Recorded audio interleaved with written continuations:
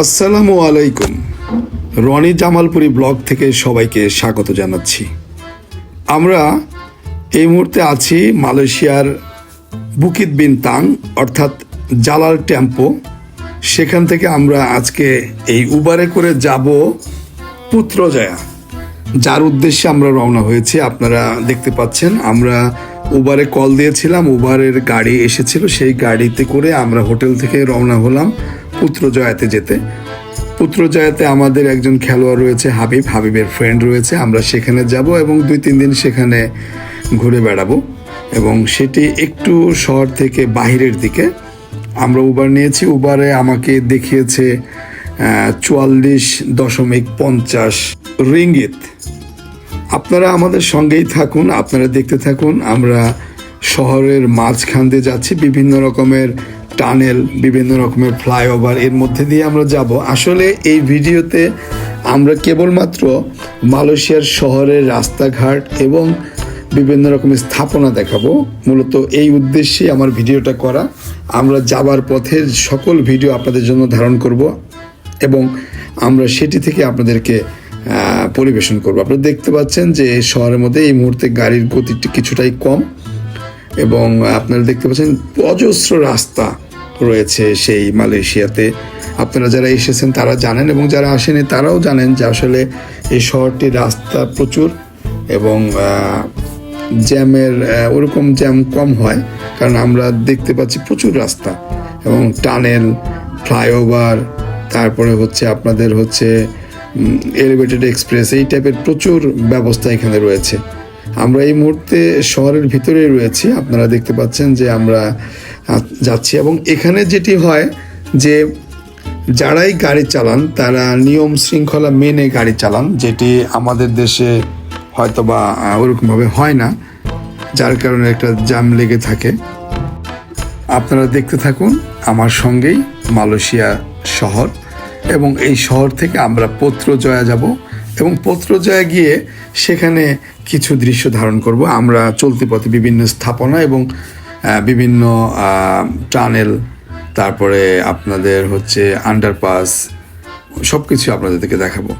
আপনারা দেখতে পাচ্ছেন আমরা সম্ভবত একটি টানেলের ভিতরে ঢুকছি। এটি সম্ভবত একটি টানেল হবে অথবা ফ্লাইওভারও হতে পারে। আসলে একটি বোঝা যাচ্ছে না, ফ্লাইওভারই হবে হয়তো, বা আমরা উঠে গেলাম। তো আপনারা দেখতে পাচ্ছেন যে আমরা যাচ্ছি, এবং প্রচুর রাস্তা, আমাদের উপর দিয়েও রাস্তা রয়েছে, এবং এইভাবেই আমরা মালয়েশিয়াতে ঘুরে ঘুরে আপনাদেরকে দেখাবো। আপনারা আমাদের সঙ্গেই থাকুন।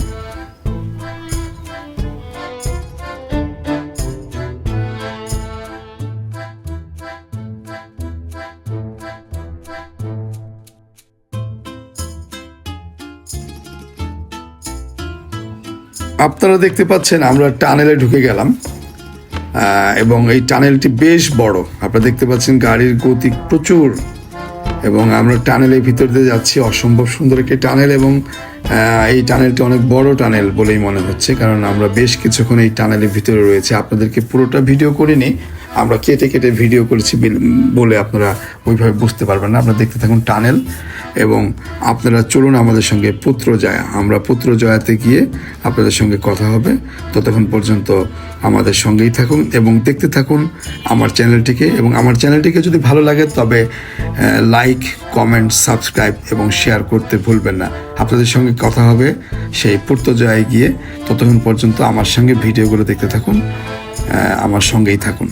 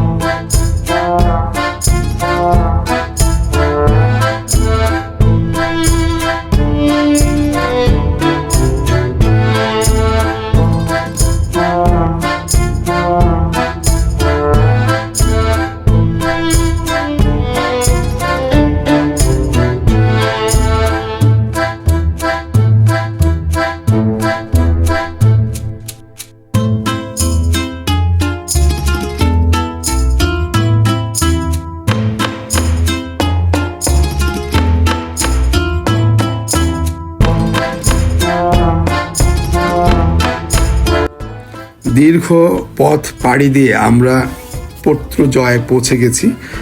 এই ভিডিওর মাধ্যমে আমাদের উদ্দেশ্য হচ্ছে আপনাদেরকে মালয়েশিয়ার রোড, গাড়ি এবং ট্রান্সপোর্টেশন এবং বিভিন্ন রকম স্থাপনা সম্বন্ধে ধারণা দেওয়া। আপনারা দেখতে থাকুন। এখানে মূলত উদ্দেশ্যই হচ্ছে আপনাদের রাস্তা এবং বিভিন্ন বাড়ি ঘর এগুলো দেখানো। চলুন আমাদের সঙ্গে এবং দেখতে থাকুন আমাদের চ্যানেলটিকে।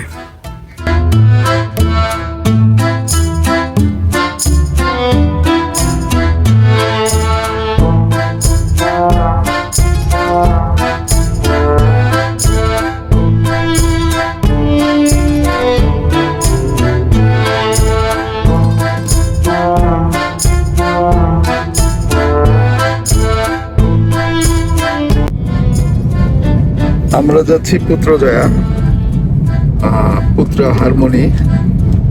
ওই জায়গাতে আমাদের যে খেলোয়াড় আছে হাবিবের ফ্রেন্ড আছে, সেখানে তার কাছে যাচ্ছি আমরা শুরু করেছিলাম সেই জালান টেম্পুয়া থেকে, অর্থাৎ বুকিত বিনতাংয়ের জালান টেম্পুয়া থেকে, এবং পুত্রজয়া আছে আমাদের যে চালক গাড়ির, সে এখানে আছে হাবিব, গার্লফ্রেন্ড লেগে যাচ্ছি, আর ওই পাশে আছে রিপন। দুজন আমরা যাচ্ছি আজকে। এখানে আমরা অলরেডি অনেক দূর পার হয়ে আসছি, প্রায় 8-3 মিনিটের মধ্যে আমরা পৌঁছে যাবো।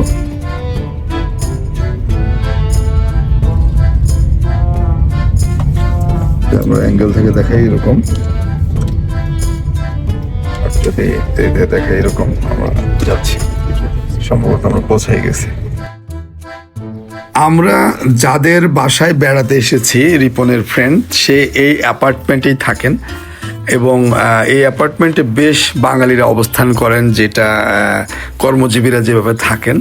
দেখছেন মোটর বাইক, আমাদের গাড়িটা এখানে থামলো এবং আমাদের ভাড়া হয়েছে 44.50 রিঙ্গিত এবং এটি আমরা শোধ করব। এবং আমাদের উবার ভাড়া এটাই, মোটামুটি ভাড়া কমই রয়েছে। এবং দেখতে পাচ্ছেন দুধারে প্রচুর পরিমাণে মোটর বাইক রয়েছে এবং এখানে একটি প্লে গ্রাউন্ড, ওই পাশে একটি শপিং মলের মতো, যেখানে এখানে পিৎজা অ্যান্ড ক্যাফে, এখানে অনেকেই বসবাস করে। এখানে একটি বাচ্চাদের প্লে গ্রাউন্ড রয়েছে, তারপর এখানে পিৎজা ক্যাফে এবং এখানে বেশ কিছু খাবারও পাওয়া যায়। এবং আমরা পাশে একটি ছোট শপিং মলও রয়েছে, যেখানে আপনাদের প্রয়োজনীয় অর্থাৎ নিত্য প্রয়োজনীয় সব কিছুই পাওয়া যায়। ওই যে ওই দিকে রয়েছে, আমরা দেখাচ্ছি।